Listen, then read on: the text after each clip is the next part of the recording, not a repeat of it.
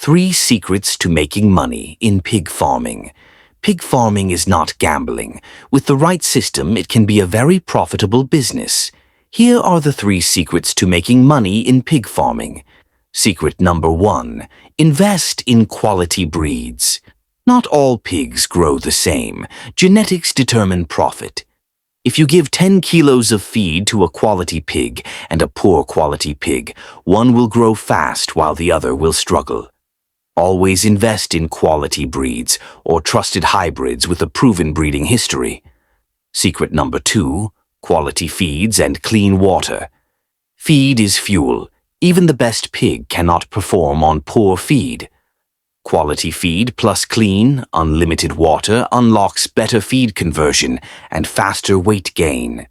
Secret number 3. Strong biosecurity.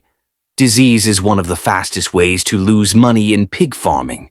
Limit farm access and follow strict biosecurity.